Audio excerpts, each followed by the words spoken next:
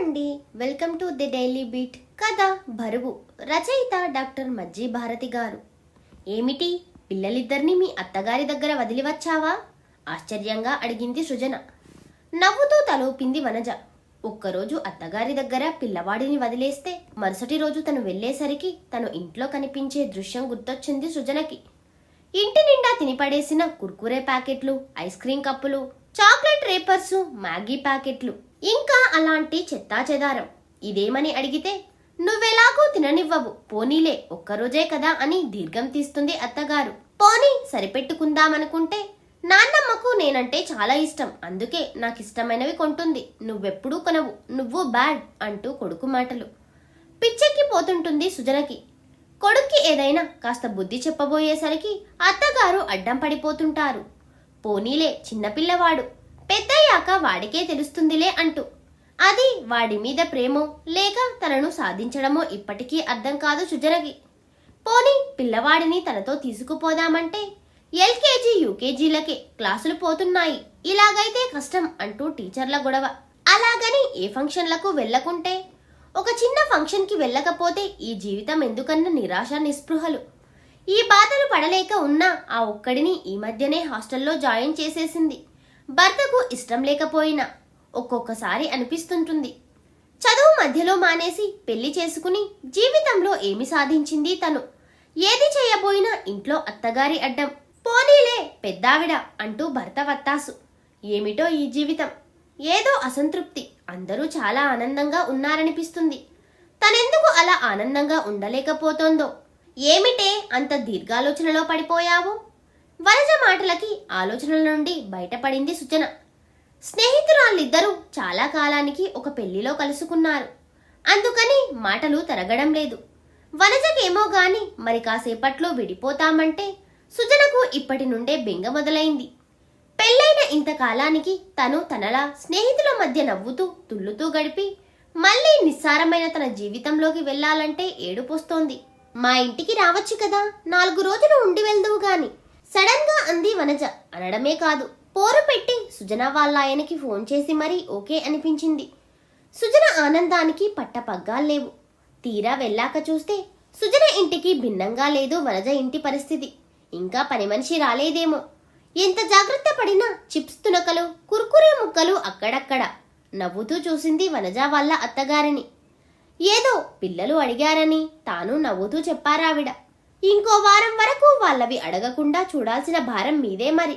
నవ్వుతూ అత్తగారి మీద బాధ్యత పెట్టేసింది వనజ. అదే తన ఇంట్లో సీను గుర్తుకొచ్చింది సుజనకి. తినిపడేసిన స్నాక్ ప్యాకెట్లు ఇంటి నిండా. అవి చూస్తే తనకి కోపం నశాలానికి అంటుతుంది. అసలు తనకి కోపం తెప్పించాలనే అత్తగారు అవి తీయకుండా అలాగే ఉంచుతుందనిపిస్తుంది.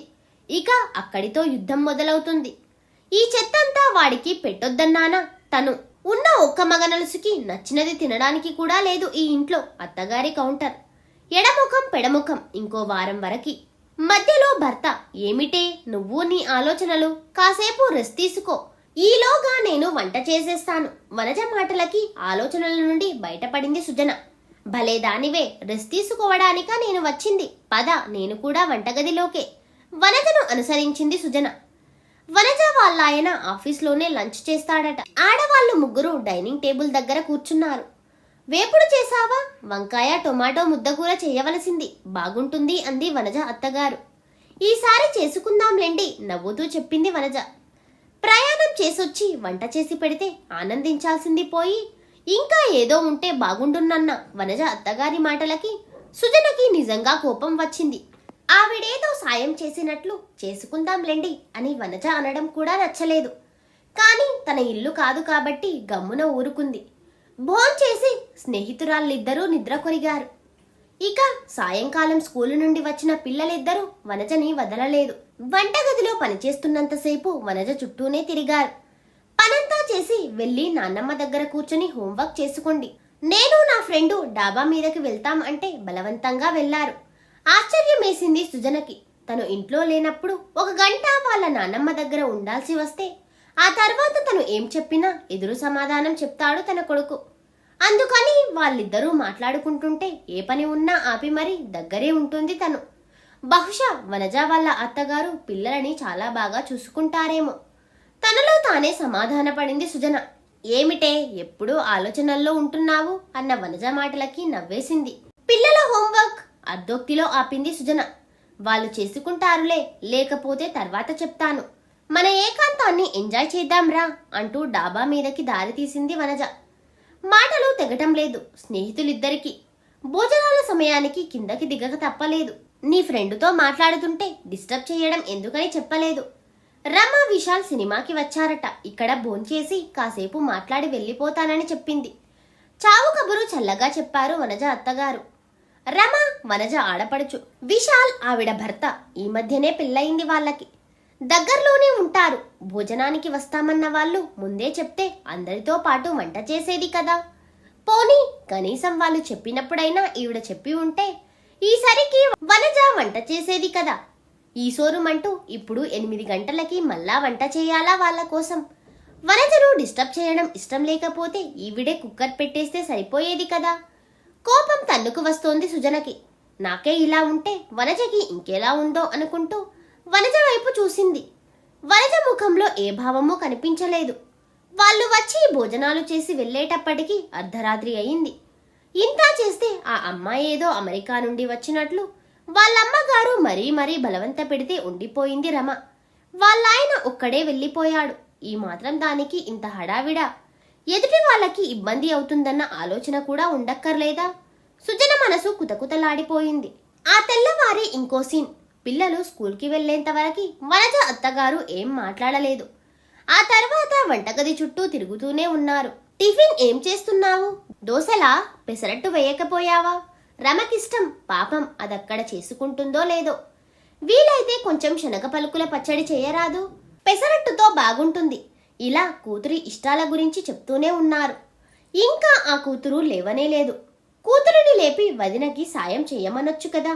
సుజనకి మండిపోతోంది. తన ఇంట్లోనూ ఇదే తంతు. చూసి వంట మనిషిని పెట్టేసింది. మీకేం కావాలో వంట మనిషితో చేయించుకుని తినండని చెప్పి. దానికి అత్తగారు ఎంత గొడవ చేసింది. వంటగదిలో అరగంట పనికి 6,000 ఆ వంట మనిషి ముఖాన పొయ్యాలా అని.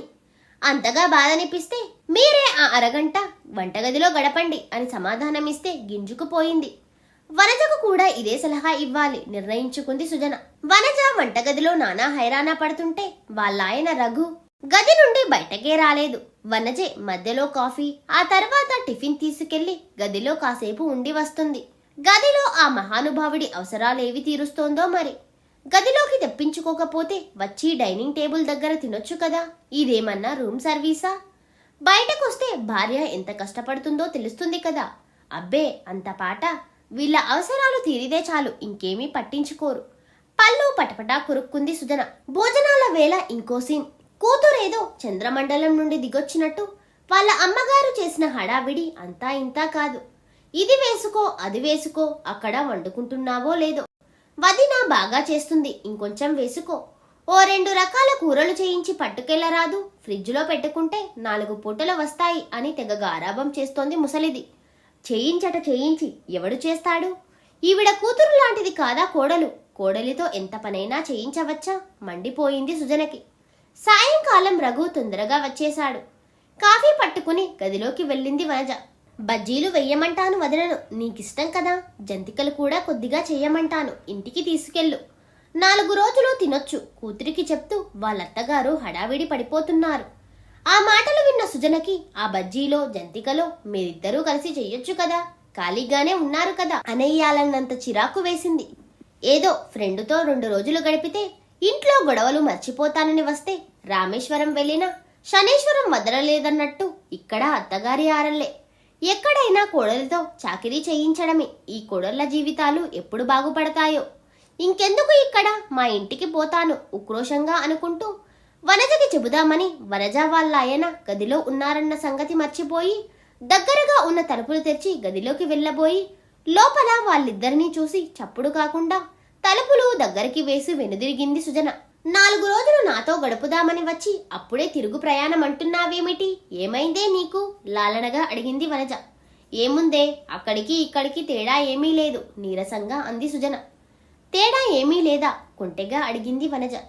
గదిలో తాను వాళ్ళిద్దరినీ చూసినట్టు వనజ గ్రహించిందా ఏమిటి? బిత్తరపోయింది సుజన. చెప్పవే మరింత కుంటెదనంతో అడిగింది వనజ.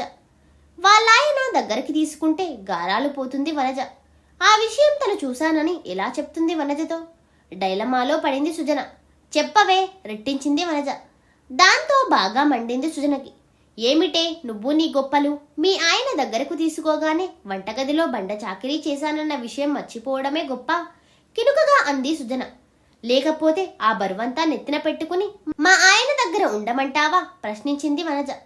అదే తన ఇంట్లో భర్త అలా దగ్గరకు తీసుకోగానే చాలండి సంబడం, భార్యని బాగా చూసుకోవడం తెలియదు గాని దీనికి మాత్రం తక్కువ లేదు అని విదిలించుకోవడం, చిన్నబుచ్చుకుని ఆయన ఆఫీసుకు వెళ్లడం గుర్తొచ్చింది సుజనకి. అయినా నాకు తెలియక అడుగుతాను, భార్య వంటగదిలో ఎంత అవస్థ పడుతుందో ఈ మగవాళ్లకు అక్కరలేదు గాని గదిలో మాత్రం ముద్దు మురిపాలు తీరిపోవాలి అక్కసుగా అంది సుజన. భార్యాభర్తల మధ్య అవుంటే చాలు, బయట ఏం జరిగినా ఎంత జరిగినా మర్చిపోవచ్చు నవ్వుకుంటూ బదులిచ్చింది వనజ. సరే ఒకటి అడుగుతాను చెప్పవే. పనంతా నువ్వు చేసుకుంటుంటే మధ్యలో మీ అత్తగారు వచ్చి అది చెయ్యి ఇది చెయ్యని అంటుంటే నీకు కోపం రాదా? నాకైతే మండిపోతుంది. పాత జ్ఞాపకాలు గుర్తుకొచ్చాయేమో ఘాటుగా అడిగింది సుజన. కోపం తెచ్చుకుని నా మూడ్ నేను పాడు చేసుకోలేను. వాళ్ళేదో అన్నారని వీళ్ళేదో అన్నారని ఆవేశపడుతూ ఆ బరువంతా నా నెత్తిన పెట్టుకుని నా ఆనందాన్ని పాడు చేసుకోను. మా అత్తగారు నన్నేదో అన్నారని నేను అనుకుంటే అది నా నెత్తిన బరువై కూర్చుంటుంది. పెద్ద ఆవిడ చాదస్తానికి ఏదో అన్నారులే అనుకుంటే ఆ మాట దూదిపింజలా తేలిపోతుంది. ఇన్నాళ్ళు అందరికీ వండి పెట్టిన మనిషి ఇప్పుడేదో తినాలని అనుకుంటే ఓపికన్న రోజు వండి, ఓపిక లేనప్పుడు తర్వాత చేసుకుందామంటే మన సొమ్మేం పోతుంది? ఆవిడ మాట కొట్టేయలేదని ఆవిడ సంతృప్తి పడతారు బదులిచ్చింది వనజ. ఇంకో మాట అడుగుతాను చెప్పవే. నీ పిల్లలు మీ అత్తగారి దగ్గర ఉంటే ఆవిడ వాళ్ళకి నీ మీద లేనిపోనివి చెప్తారన్న భయం నీకుండదా? మనసులోని సందేహాన్ని వెలిబుచ్చింది సుజన. పిల్లలకి చిన్నప్పటి నుండి మంచేదో చెడోదో నేర్పిస్తే ఎవరేం చెప్పినా వాళ్ళు పట్టించుకోరు. అన్ని రకాల మనస్తత్వాల వారితో మెలిగేలా, ఎవరైనా చెడు చెప్తే గ్రహించుకునేలా పిల్లలను మానసికంగా సిద్ధం చేయాలి. అప్పుడు పిల్లలు ఎవరి దగ్గరున్నా ఏ భయమూ ఉండదు. అయినా మా అత్తగారు నాకేమైనా శత్రువా నా మీద చాడీలు చెప్పడానికి? నవ్వుతూ అంది వనజ. మీ ఆడపడుచు అలా కూర్చుని ఉంటే ఆవిడకు అన్నీ చేసి పెట్టాలంటే నీకేమీ అనిపించదా? మనసులో దాచుకోలేక అడిగేసింది సుజన. చెప్పాను కదా, అలా ఆలోచించి ఆ బరువుని నా నెత్తి మీద పెట్టుకుని మొయ్యను నేను. 4 రోజులు పుట్టింట్లో ఉండి వెళ్ళిపోయే వ్యక్తి గురించి ఎక్కువగా ఆలోచించి నా బుర్ర పాడు చేసుకోను ఖచ్చితంగా చెప్పింది వనజ. ఇంకో మాట, మీ అత్తగారు ఆడపడుచు నీకేమీ సాయం చేయకుండా పనంతా నీ మీద పడేసిన ఏమీ అనని రఘు దగ్గర మామూలుగా ఎలా ఉండగలుగుతున్నావు? సందేహాన్ని వెలిబుచ్చింది సుజన. భార్యాభర్తలిద్దరే ఉన్నప్పుడు వాళ్ళ మధ్య ఇంకే విషయమూ చొరపడకూడదు. ఆ కాసేపు వాళ్ళిద్దరూ అన్ని విషయాలు మర్చిపోవాలి. అప్పుడే వాళ్ళు సంతోషంగా ఉండగలరు. మన జీవితాన్ని మనకిష్టమైన రీతిలో మలుచుకోవాలన్నది నిజమే. అయితే అత్తగారిల్లు అంటే అందులో భర్తతో పాటు అతని తల్లిదండ్రులు, తోడపుట్టిన వాళ్ళు కూడా ఉంటారన్న విషయాన్ని గుర్తుపెట్టుకుని మెలిగితే ఏ ఇబ్బంది ఉండదు. వనజ మాటలు విని ఆలోచనలో పడింది సుజన. పని ఎక్కువైందని వంట మనిషిని పెట్టింది. 2 పిల్లలైతే చేయడం కష్టమని ఒక్కరితో సరిపెట్టుకుంది. ఉన్న ఆ ఒక్కడు మాట వినడం లేదని హాస్టల్లో పెట్టింది. అయినా తను ఆనందంగా లేదు, ఏదో అసంతృప్తి. తన ఇంట్లో పరిస్థితులే వనజ ఇంట్లో కూడా. అయినా వనజ ఆనందంగా ఉంది. 2 పిల్లలను చూసుకుంటూ కూడా. మరి తేడా ఎక్కడుంది? అత్తగారు ఆడపడుచు వాళ్ళనే మాటలు, వాటి గురించే నిరంతరం ఆలోచిస్తూ వాటికే ప్రాధాన్యమిస్తూ ఆ ఆలోచనల బరువు కింద నలిగిపోతోంది తాను. అత్తగారు ఏదైనా అంటే పెద్దావిడలే అని ఈజీగా తీసుకోవడం మర్చిపోయి ప్రతి క్షణం తను బాధపడుతూ వాళ్ళని బాధ పెడుతోంది. వాళ్ళలా ఎందుకున్నారు, ఎందుకలా మాట్లాడుతున్నారు అని గింజుకోవడం మాని తను ఎలా ఉంటే సరిపోతుందో వనజని చూస్తే అర్థమైందిప్పుడు. ఇంకొకరి చేతలు మన జీవితాలను ప్రభావితం చేయకూడదన్న ఆలోచన రావడంతో మనసు తేలికై ఇంటి మీదకి దృష్టి మళ్ళింది. ఇంకోసారి మళ్ళీ వస్తాను లేవే, ఈ రోజు మా ఇంటికి వెళ్ళిపోతాను శాంతించిన మనసుతో బ్యాగు చేతిలోకి తీసుకుంటూ చెప్పింది సుజన. ఈ కథ ఎలా ఉందో కమెంట్ బాక్స్లో కమెంట్ చేయండి friends. Thank you for watching.